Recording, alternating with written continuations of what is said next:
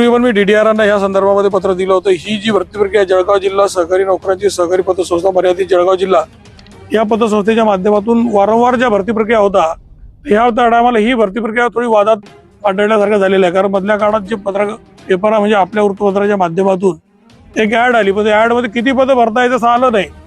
शिपाई आणि क्लर्क भरतीच्या संदर्भात एक पत्र आलं आणि सरळ सेवा पद्धतीने भरता आल्यावर लोकांची जरा नजर त्याच्यावर गेली।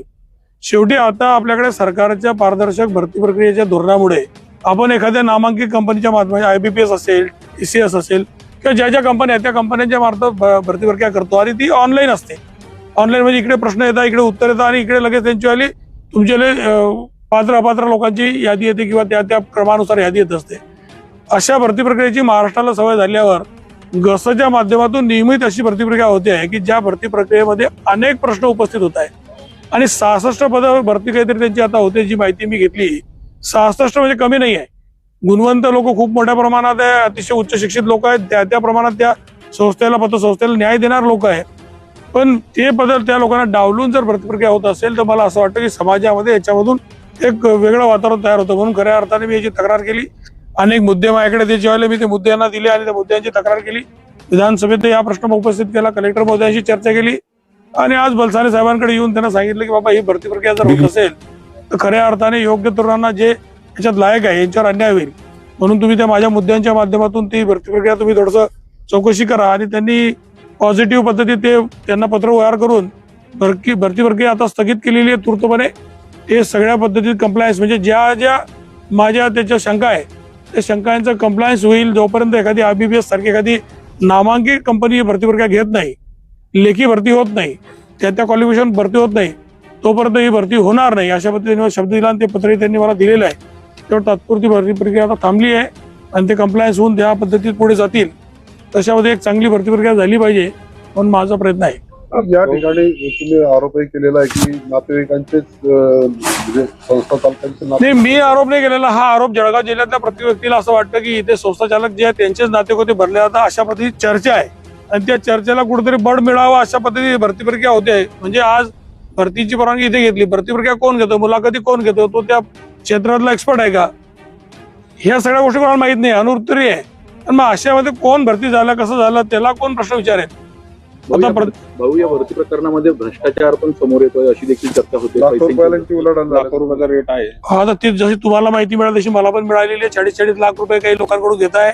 आता हा व्यवहार जर पाहिला कोट्यावधी रुपयाचा व्यवहार होतो। उलट माझी विनंती आपल्या माध्यमातून जर माननीय मुख्यमंत्र्यांनी हे बघितलं तर माननीय मुख्यमंत्र्यांनाच याच्या संदर्भात माझी खऱ्या अर्थाने विनंती आहे की त्यांनी याच्यात लक्ष घालावं। अशा पद्धती जळगाव जिल्ह्यात काय जळगाव महाराष्ट्रातल्या कोणत्याच जिल्ह्यात अशा एखाद्या नामांकित संस्थेची भरती प्रक्रिया होऊ नये।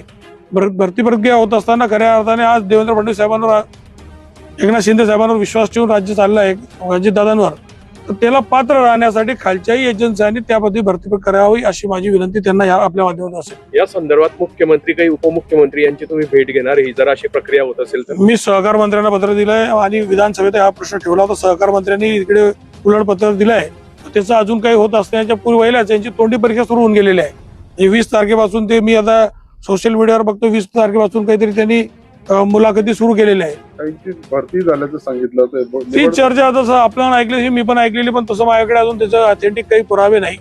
त्याच्यामुळे आज यांचं खरं सुपरविजन जे आहे, त्यांचे बॉस जे आहे ते DDRच आहे, कलेक्टर महोदय DDR म्हणून त्यांच्याकडे येऊन मी आज त्यांना या संदर्भात काही प्रश्न विचारले। भोसरी प्रकरणामध्ये त्यांना न्यायालयाने महाशय न्यायालयाने जे म्हटलं ते खरं असेल ना। महाशय न्यायालयाने इतक्या दिवसाच्या सगळ्या ट्रायलच्या नंतर जर त्यांचं ते मत झालं आहे तर ते खरं असेल। कारण त्या काळामध्ये ते स्वतः मिनिस्टर होते, त्या काळात त्यांनी अनेक बैठका घेतलेल्या आहे। ते ज्या कंपनीकडून लोन घेतलं ते सेल कंपनी हे पण क्लिअर झालेलं आहे।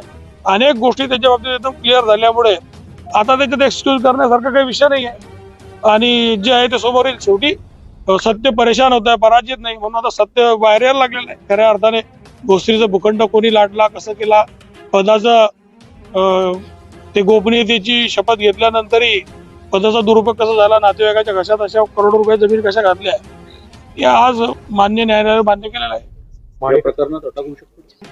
नाही, मी इतका तज्ञ माणूस नाही अटक होऊ शकते की होत, पण या प्रकरणात शिक्षा नक्की होईल हे मला असं वाटतं आणि माझा न्याय व्यवस्थेवर विश्वास आहे।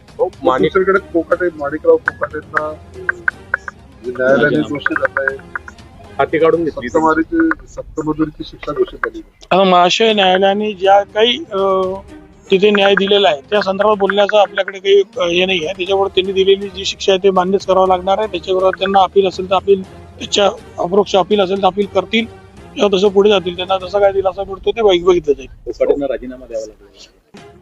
नाही इतकं मला माहित नाही, पण ते आता तो वरिष्ठ लोकांचा विषय आहे. त्याच्यामुळे माननीय मुख्यमंत्री काय निर्णय घेतला आणि कसा घेतला तो देशात राज्यात सरकारची प्रतिभा चांगली राहावी म्हणून तसा निर्णय त्यांनी घेतला असेल तर हरकत नाही.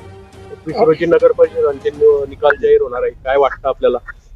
शिवसेनेचे 100% नगराध्यक्ष जिथे जे लढले आहेत ते निवडून येतील. सगळे सभा सदस्य निवडून येतील याच्याबद्दल काही शंका नाही. भाऊ, आपण जिल्ह्यांची भेट घेतली, जिल्हाधिकाऱ्यांची भेट घेतली.